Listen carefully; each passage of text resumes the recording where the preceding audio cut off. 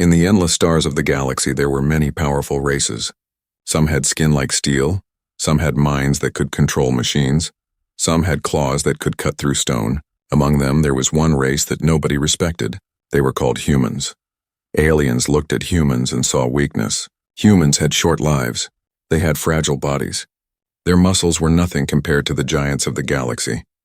Their technology was young, simple, almost laughable. Whenever humans walked into the great halls of the Galactic Council, other species whispered, "Why are they even here? They will never matter." Some aliens laughed openly. They said humans are soft. They need air, they need food, they need water. They break so easily. What can they do in a universe made for the strong? But there was something different about humans, something no one could see yet. The galaxy believed strength meant power. They measured greatness in weapons, in armies, in muscles, and in control. But humans had another kind of strength, a quiet strength that was not easy to notice. Humans could adapt. If the air was thin, they found ways to breathe. If the ground was burning hot, they learned to walk on it. If the cold was endless, they built fires and shelters. Where other species died, humans survived. Still, the aliens did not see this as real strength. They thought it was luck or stubbornness or nothing special at all. And so humans were ignored, pushed aside, treated like children in a world of giants. But among these humans was one man. He was not a soldier. He was not the strongest, not the tallest, not the most skilled. He looked like any other human, average, simple, almost invisible. When he sat in the council chambers, no alien even noticed him. When he walked through alien streets, crowds passed by as if he was nothing. Yet inside his mind was something different. He carried thoughts no one else dared to think. He carried questions no one else asked. He carried ideas no one else imagined. He did not speak often, but when he listened deeply. He did not argue, but when he watched, he understood more than anyone around him. This man would one day change everything. The galaxy was full of pride. Every great species thought they would rule forever. The warlike races believed their fleets were unstoppable. The wise races believed their knowledge was unbreakable. The ancient races believed their traditions would last forever. But history is strange. Power does not always stay where it is. Sometimes it hides in the smallest of places, in the weakest of people, waiting for the right moment. And this moment was coming. One evening, deep inside the council station that floated above a dying star, aliens gathered. They argued about wars, about borders, about who should control the trade of new star systems. Voices clashed, pride filled the air, and every race tried to prove it was stronger than the others. In the corner, the human man sat quietly. He said nothing. He simply listened. Some aliens noticed him and laughed. One whispered, "Look at him. So small, so quiet. He probably doesn't even understand what we are saying." But he understood everything. More than that, he saw what the others could not see. Because while they argued about strength, he was thinking about weakness. While they argued about control, he was thinking about freedom. While they argued about who would rule, he was thinking about how to change the universe itself. In those days, humans were still called the weakest. Stories spread through the galaxy about how fragile they were. A soldier race told jokes. A human breaks his leg just by falling. Our children wrestle with stone beasts for fun. A machine race mocked them. Humans die in 100 years. That is shorter than our sleeping cycle. A psychic race sneered. Humans cannot even shield their minds. Their thoughts are open books, so easy to read. The galaxy laughed, but the laughter was blind. Because humans had one more thing that no other race had. A secret that could not be seen in muscle or in lifespan or in weapons. A secret that rested in their hearts and in their minds. And this secret was about to rise. The man stood on the balcony of the council chamber, looking out at the endless stars. His face showed nothing, but his thoughts were burning. He knew the truth. Power was not about strength. Power was not about weapons. Power was about something far deeper. And while the galaxy believed humans were weak, he knew the truth. He knew that weakness could become strength.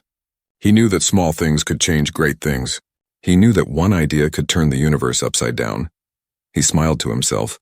A small human smile that no alien noticed, because they were all wrong, and soon, the universe would learn the truth. They believed humans were weak, but they had no idea what was coming. The galaxy had always seen humans as weak. That belief was deep, almost unshakable. But slowly, in quiet corners of space, cracks began to appear in that belief. Strange stories were whispered, stories that even the proudest alien minds could not explain. It began on harsh worlds where no one expected humans to survive. Planets of burning deserts, frozen wastelands, poisonous skies, places where strong species failed. The giants with muscles gave up. The machine races rusted, the psychic races went mad. But humans stayed. They struggled, yes. They fell many times, yet they always found a way to rise again. One alien captain once asked in disbelief, "How can they live in such pain? Why do they not give up?" The answer was simple: because humans did not know how to stop. This truth showed itself again and again. On one world, storms of fire raged across the surface. Whole cities of aliens collapsed. But humans built underground shelters, shared food, worked together, and survived. On another world, radiation poisoned the air. Other species abandoned it. But humans studied it, wore protective suits, and slowly made the land livable. Again and again. They proved a strange pattern. Where others surrendered, humans adapted. Still, most aliens refused to admit it. They said, "It is luck. It is chance. It means nothing." They closed their eyes to the truth. But the man, the quiet human in the council, he knew it was more than luck. He watched his people. He saw their fire. He understood that humans carried something rare, something the galaxy did not yet respect: endurance. The man himself was not famous. Aliens barely remembered his name. But those who did speak of him described a presence they could not forget. He walked softly, but his steps seemed certain. He spoke rarely, but when he did, his words felt heavy, as if they carried more weight than an army. He was a thinker, yes, but more than that, he was a watcher. He saw what others missed. He noticed the small cracks in alien pride, the mistakes in their strategies, the blind spots in their plans. He was like a shadow, easy to ignore, yet impossible to remove. And he carried a secret plan inside him. The galaxy still laughed, but cracks in their laughter were growing wider. In the slave mines of the Drakari, humans were taken to dig until death. The Drakari believed the weak species would break in days, but the humans did not break. They sang songs to each other in the dark. They worked together, lifted one another, carried the sick until they healed. When one human fell, another took his place. The Drakari guards grew uneasy. Why do they not stop fighting? Why do they still smile? In the battle arenas of the Vornak, humans were forced to fight monsters far stronger than themselves. They lost many battles, yes, but they kept learning. Every loss became a lesson. Every scar became memory. And slowly the weak humans began to win, not with strength, but with speed, with trickery, with cleverness. One Vornak warrior whispered, "They should be afraid." But they are not, they are dangerous. Still, the council ignored these stories. They did not want to believe. They thought of humans as ants in a field of titans. But the man knew different. He knew the truth was spreading. He knew the moment was coming when no one could laugh anymore. One night, in a station orbiting a dead moon, the man stood before a small group of humans. They were soldiers, engineers, explorers, even simple farmers who had traveled to the stars.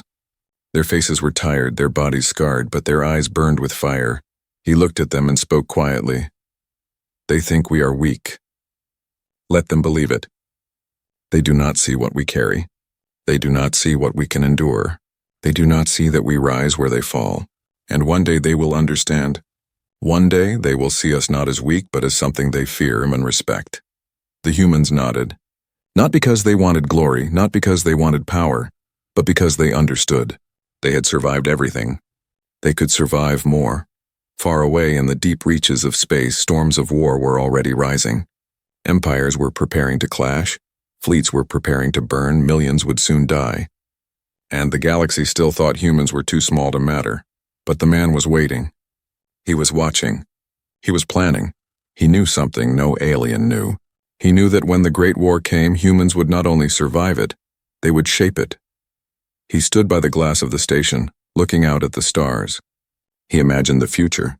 He could almost hear the voices of aliens whispering his people's name with awe. He could almost see the day when humanity would rise from shadows and show its hidden strength.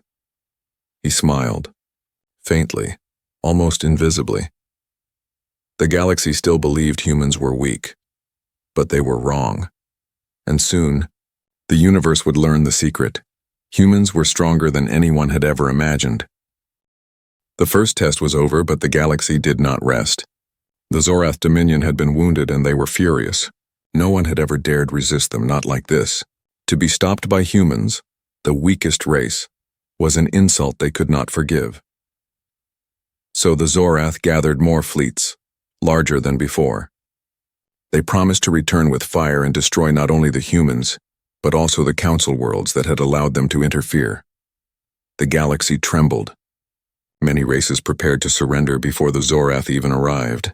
Others whispered that the human victory had only been luck, a mistake that could not be repeated. But the quiet man, the human who had spoken so calmly in the council, did not tremble. He waited, and he planned. Because he knew something the Zorath did not. War was not only about strength. War was about the mind. The council called an emergency meeting. The chamber was full of anger, fear, and despair. A psychic elder spoke. "We cannot resist this time. Their numbers are too great." A machine envoy said, "Logic shows survival is impossible. We must negotiate." A Vornak general roared, "We should fight them head-on, crush them with all our armies at once." But none of their words carried certainty. The chamber was filled with fear. Then the human man rose. His voice was not loud, but the silence that followed gave it weight. "We do not need to be stronger. We only need to be smarter. Let us not fight their war. Let us make them fight ours," the chamber murmured. Some sneered, others leaned closer. His words were strange, even dangerous. Yet there was something in his calmness, something that made even the proudest aliens pause. When the Zorath fleets arrived, the galaxy expected disaster. The enemy ships were vast, their weapons enough to shatter moons. They came with fire in their hearts and laughter on their lips, but the humans did not meet them head-on. Instead, the man had planned differently. The humans scattered their ships, hiding in asteroid fields and dust clouds in the shadows of dead planets. They planted traps, mines that clung to rocks, decoys that looked like fleets but carried no life, signals that confused the enemy's sensors. The Zorath moved forward, confident, ready to burn everything. But again and again they struck at shadows. Their massive weapons destroyed empty shells. Their fleets turned to chase enemies that were not there, and when they were distracted, when they were split apart, the humans struck. Small groups of human ships darted in and out like hunters in the dark. They targeted weak points the Zorath never thought to guard: supply ships, communication lines, fuel depots.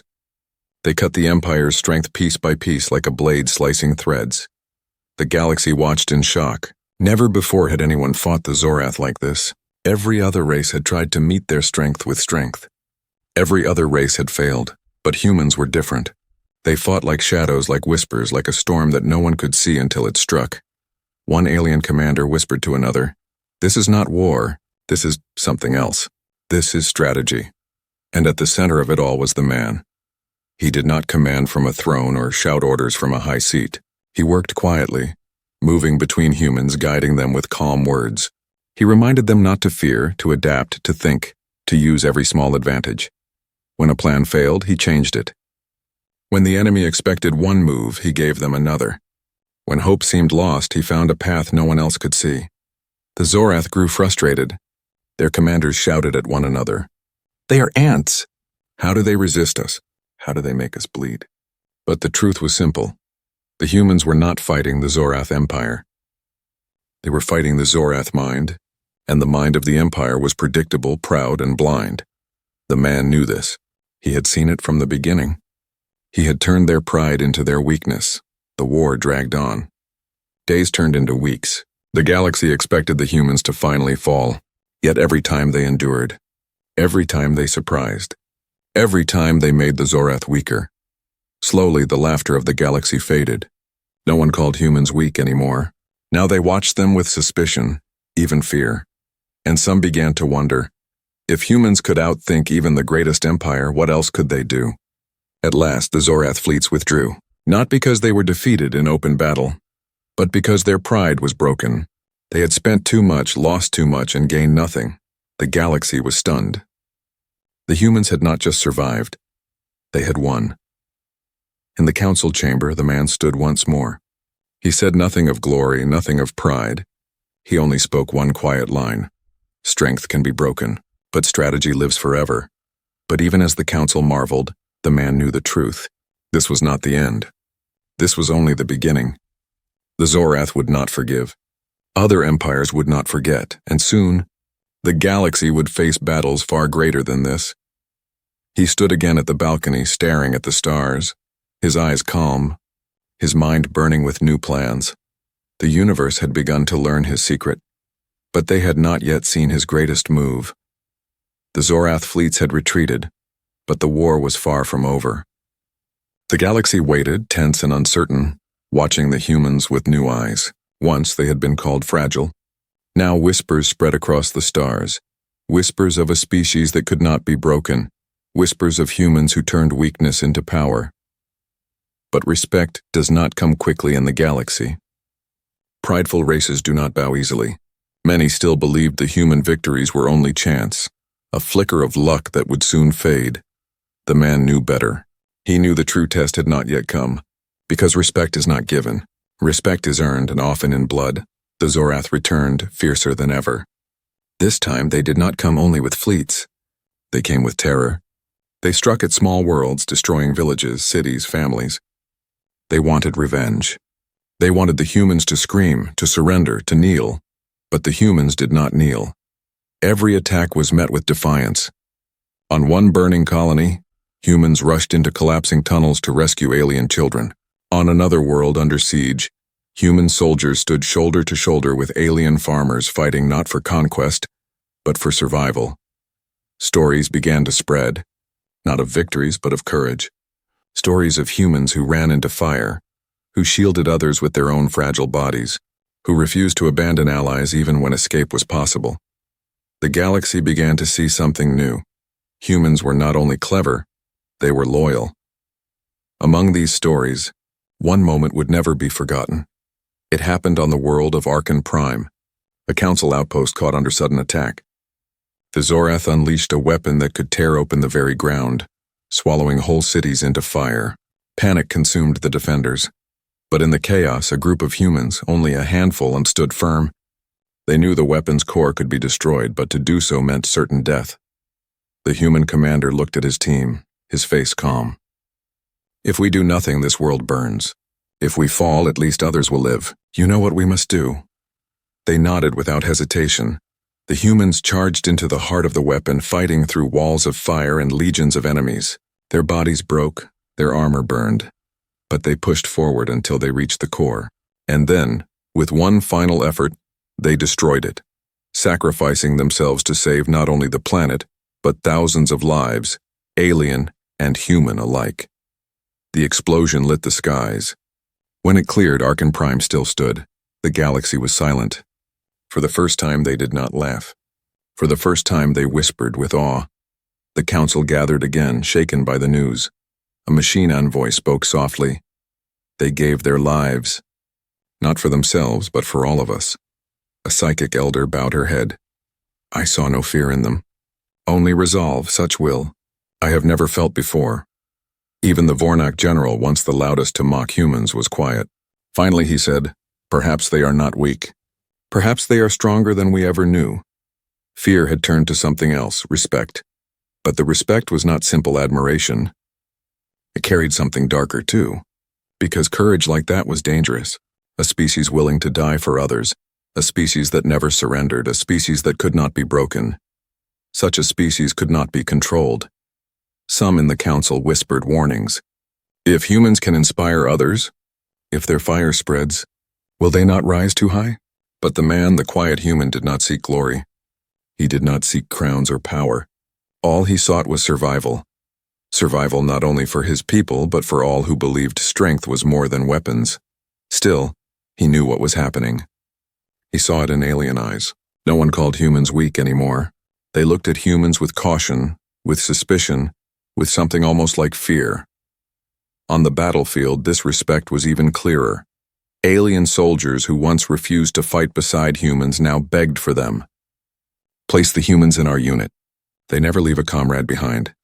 Alien civilians who once mocked them now offered food and shelter. If humans are here, perhaps we will live. And the enemy, the mighty Zorath, no longer laughed when humans appeared. They shouted in anger, they cursed their name, they fought harder, knowing that even a handful of humans could change the tide of war. Respect had been earned. But it was not gentle respect. It was the respect given to fire, dangerous, untamed, able to burn friend and foe alike. The man walked once more along the balcony of the council station, staring into the stars. Behind him, whispers filled the halls, aliens debating, arguing, wondering what the humans truly were. But he did not listen. His mind was already ahead. He knew the next battle would come soon. He knew the Zorath were planning something greater, something meant to end the war in one strike. He also knew the galaxy was changing. The humans had stepped from weakness into strength, from shadows into fire. And now, respect was no longer enough. The time was coming when the universe would not only respect them, the universe would follow them. The galaxy had seen human sacrifice. They had seen human courage. They had begun to whisper respect. But respect was not victory. The Zorath dominion was still vast, still ruthless, and still determined to crush humanity. The war had dragged on. Worlds burned. Fleets clashed in the dark.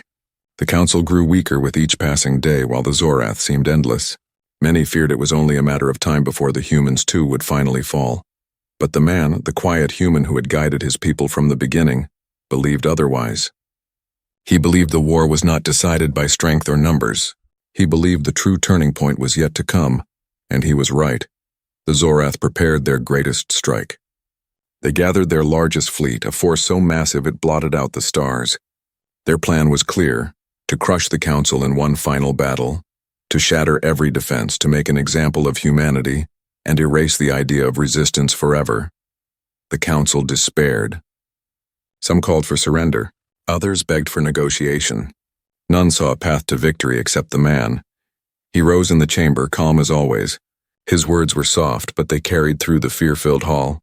They believe numbers win wars. They believe fire will break us. They are wrong. If we strike at the heart, the body will collapse. Let us not fight their fleet. Let us break their command. The chamber fell silent. No one had dared imagine such a thing. Strike at the Zorath command? It was madness, impossible. But the man's eyes did not waver. We cannot match them in strength, but we can make them blind. Cut off the head and the beast dies. The plan was dangerous. It meant sending only a small human force deep into enemy space, through fleets, through fire, through death itself, to strike at the Zorath flagship where their warlord commanded. Most thought it was suicide, but the humans volunteered. Not one hesitated, so it began. The mission that would change the war. The human ships moved like shadows. They hid in asteroid belts, in dead moons, in the wreckage of old battles. They used silence as a weapon, patience as a shield. Every time the Zorath thought they had cornered them, the humans vanished. Every time the enemy mocked them, the humans struck suddenly, disappearing before the Zorath could respond. Step by step, they moved closer to the heart of the fleet. The galaxy watched in disbelief. No other race would have dared. No other race could have endured such odds. But the humans pressed forward, driven by something no empire could measure, a refusal to give up. At last, they reached the flagship. It was a giant of steel, a city of war, bristling with weapons, guarded by fleets that could destroy worlds. The man himself was there, leading the mission. Not from the rear, not from a safe seat, but in the front, standing with his people. As the flagship loomed ahead, he spoke quietly over the comms. They see us as weak, but weakness has carried us here. They never expected us to endure. They never expected us to fight this far, and they will never expect what happens next. Then the humans struck. The battle was chaos.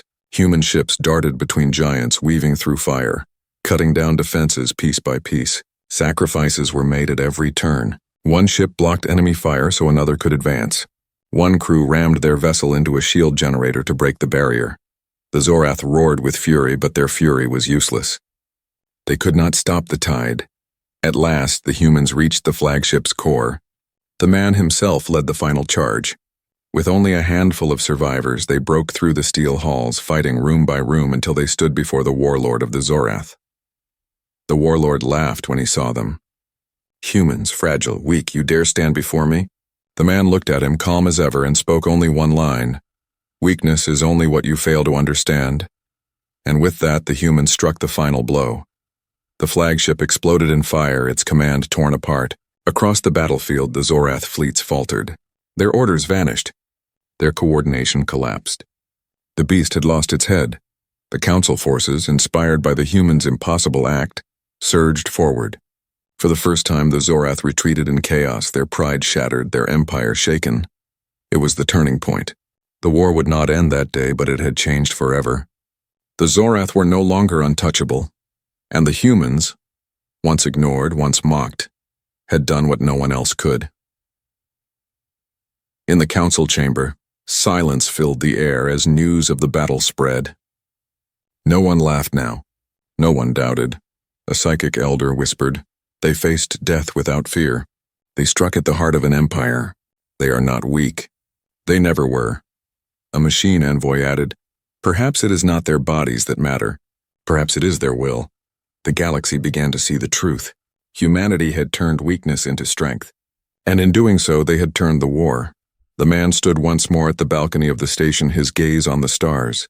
Behind him, the galaxy was changing. The whispers had grown louder. Respect was no longer a question. It was a fact, but he knew the path was not finished. The Zorath would return. Other empires were watching. And the galaxy itself was shifting toward something greater. Something no one yet understood. The turning point had come, but it was not the end. It was only the beginning of humanity's true place in the stars. The war was not over, but the galaxy had already changed. Once humans were invisible in the halls of the council. Once their voices were drowned in laughter, their presence ignored. Now every race, every empire, every commander spoke their name with caution, with awe, with respect. The turning point had come. The impossible had been done. The mighty Zorath had been broken by those who were once called weak, and the universe could not forget. The stories spread faster than fire. On trading stations, merchants whispered. A human ship struck the heart of the Dominion and lived to tell the tale. On distant colonies, children played games pretending to be humans who outsmarted giants. On war-torn worlds, soldiers repeated the words of the man who had led them. Strength can be broken, but strategy lives forever. Even enemies repeated the name of humanity, not with mockery, but with fear. Because if humans could bring down the Zorath flagship, what else could they do? The council was no longer the same. In the great chamber, when humans walked in, silence fell. No one dared to laugh. No one dared to sneer. Every eye turned to them, not with dismissal, but with respect. The quiet man who had once been invisible now stood as a symbol. He had never asked for power, yet it surrounded him. He had never sought crowns, yet voices called him leader. Still he remained calm. He knew the truth. This was not about him. It was about his people. It was about the fire carried in every human heart, a fire that no empire could extinguish. But respect carried weight. Respect demanded responsibility. The galaxy now looked to humans not only as survivors, but as guides. And the man knew this was dangerous. The Zorath were wounded but not destroyed. Other empires were watching, measuring, planning. The galaxy was shifting, and humanity stood at the center of it. One mistake, one moment of weakness, and the fragile respect they had earned could vanish. So the man chose carefully. He did not boast. He did not claim victory. He spoke instead of unity, of endurance, of survival together. "We are not here to rule," he said in the council. "We are here to endure, to remind you that weakness is not the end and strength is not the only path. We are here to show that even the smallest flame can light the darkest sky." The chamber was silent, and then slowly, one by one, the alien leaders bowed their heads. But it was not only in the council that humanity left its mark. Across the stars, their deeds became legend. On Arkan Prime, a statue was built to honor the humans who sacrificed themselves to save the world. The inscription was simple: "They fell so others may rise." On distant worlds where humans had once been slaves, aliens now told stories of human defiance, of how they had sung in the darkness and refused to break. In war academies, commanders studied human tactics, their strange ability to turn weakness into advantage, their patience, their unpredictability, and in the hearts of ordinary people, across species and empires, a new idea began to grow. If humans could endure, so could they. The Zorath hated this. They burned with rage, vowing revenge. But even they could not erase what had happened. Even they could not silence the truth. The more they tried to crush the humans, the stronger the legend became. And so the galaxy began to change. Years passed. Battles came and went. The humans did not win every fight, but they endured every storm. And with every sacrifice, with every stand, their place in the galaxy grew stronger. At last, when people spoke of the war, they no longer said, "The Council resisted the Zorath." They said, "The humans stood. The humans endured. The humans changed everything." On the balcony of the Council station, the man stood once more, staring into the endless stars. The galaxy around him was no longer blind, no longer laughing. He thought of the beginning, when humans were mocked, when no one believed, when the word weak followed them like a shadow. And he thought of now, when their name carried respect, when their fire had spread across the universe. A quiet smile touched his lips, not of pride, but of peace, because he knew the truth. Humans were never weak. They had only been underestimated, and that underestimation had been their greatest weapon. The universe remembered. It remembered the sacrifices, the strategies, the courage. It remembered how a people called Fragile had faced giants and endured. It remembered how one quiet man, unnoticed by all, had changed the path of history.